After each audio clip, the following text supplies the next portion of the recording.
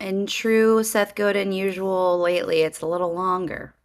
Yeah, it Have you is. seen the movie? Oh, wait. Also, okay, so in his blog post today, he says in the classic ramen movie, Tempopo, what does he mean by ramen movie? Yeah, Well, I that don't know exactly.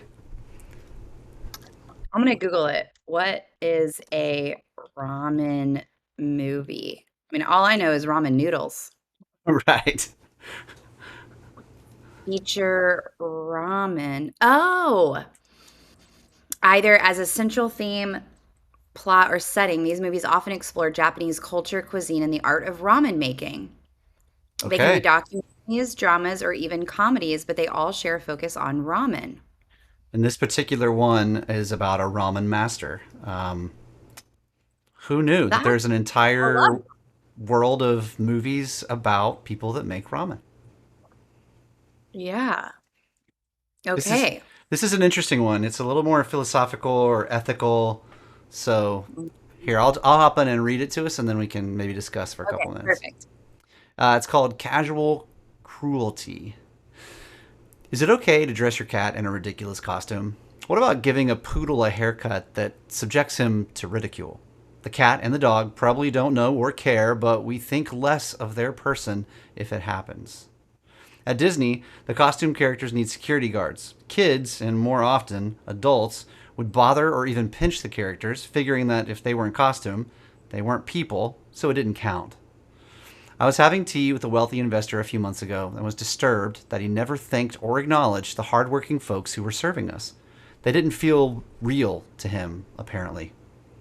In the classic ramen movie Tempopo, we're taught that we should acknowledge the ingredients in our bowl before eating, not because the food knows, but because we do. And now each of us has a choice to make when we're using AI. Do we say thank you?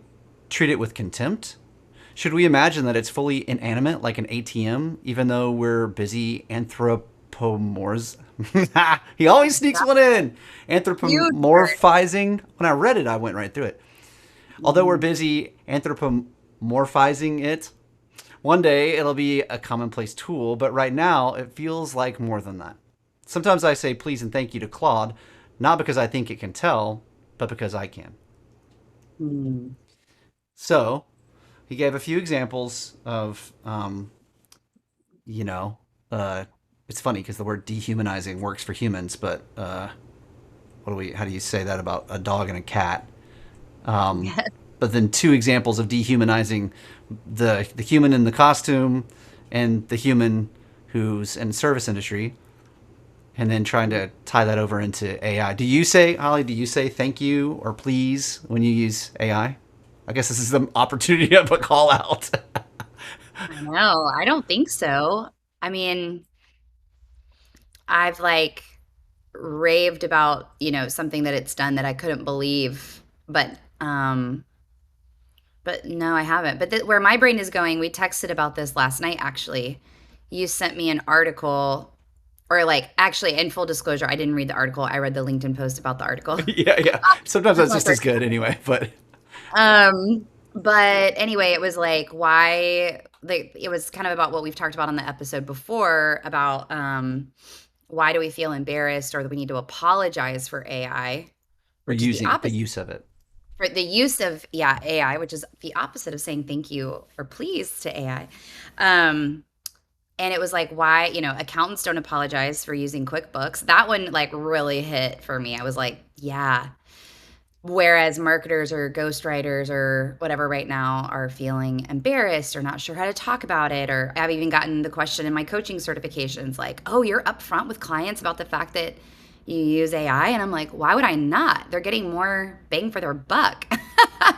So, yeah, anyway, I guess my thought here is why do we need to say please and thank you if it's just a tool? I wouldn't say please or thank you to QuickBooks. In fact, speaking of QuickBooks, I hate QuickBooks. I still pay for it, I don't use it, and I need to cancel it. So, anyways, Yeah, yeah. that's an interesting take because, yeah, early on, I'd say year and a half, 2 years ago, when ChatGPT's, I guess it was 3.5 model or 3.0 model that sort of took the world by storm. Everybody was saying if you say please and thank you and you act kind, you use emojis or smiley faces, that it would respond better. I don't Oh, know. I don't know how people knew that, other than just using it and trying to A/B test that theory. But um, ever since then, I just sort of it became part of my the way I use it. Is I put in plenty of like, wow, that was awesome, great work. Like try to be really encouraging to it. If anything, I'd say like I think that like very practically, um, I never hit the thumbs up or the thumbs down after the response, but maybe it's scoring its response based on the enthusiasm of my response back to it. That's a possibility of like the technical pieces of why that doesn't like please it doesn't exactly anyway. I'm just yeah. it You know doesn't what's help with the funny? please part, but You know what's funny is I do say please and thank you to AI, but when you asked me that question, where my brain went was verbalizing it. But I do type it. So like and maybe it's just I need another cup of coffee, but I was thinking like I don't sit here and talk to I mean, I do when I go on my walks, I talk to my AI thing. I need to give her a name, but um yeah, but when I type, I do say like I say thank you a lot. I don't know that I say please.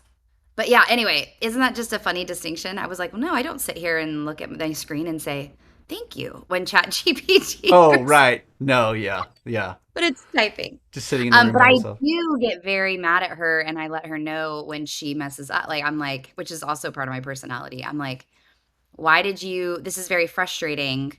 I'm very disappointed in your response that you put in this random thing that doesn't even need to be there. Or, I just talk very like matter of fact when she Yeah, messes because it's frustrating.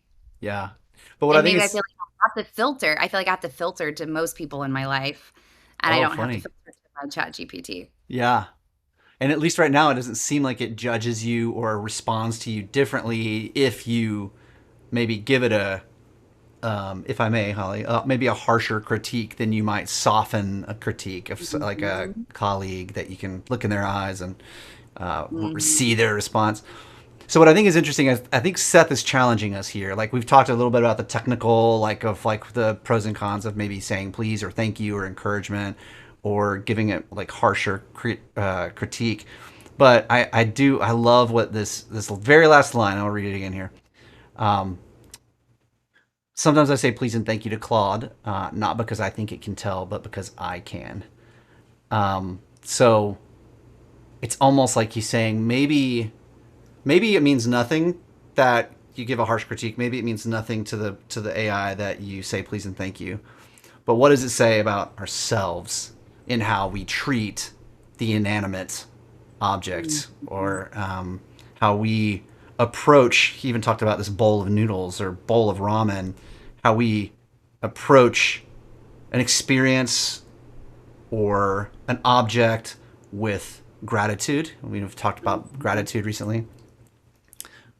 So, what does it say about us as we experience the world with our posture of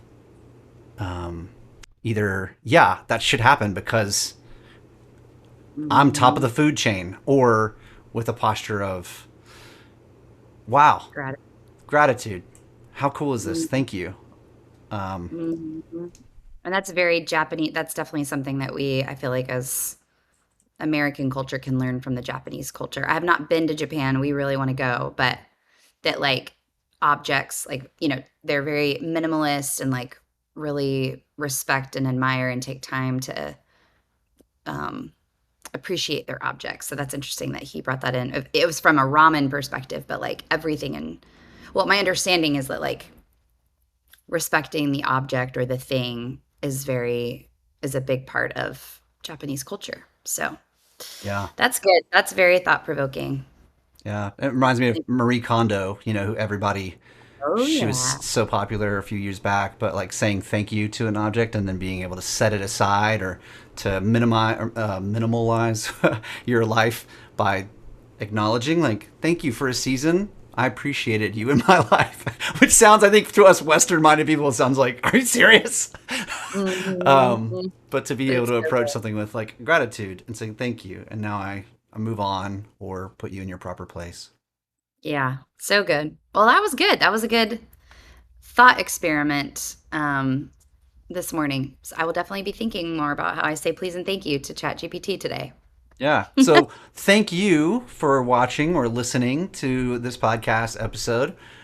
We would love more engagement. We'd love to know how you are experiencing this podcast and what you'd like to see from this podcast or hear us go into more depth. So please visit sethsaidwhat.com. Get in there, respond to us, message us. Because we would love for this to become more of a back and forth, more of a community. That'd be a lot of fun to see where that could take us. Yeah, Mhm. We'll see you over there. I'm going to put our first discussion today, which will be, do you say please and thank you there you to go. your AI? So we'll do that right now. Bye, Daniel. See you, Holly.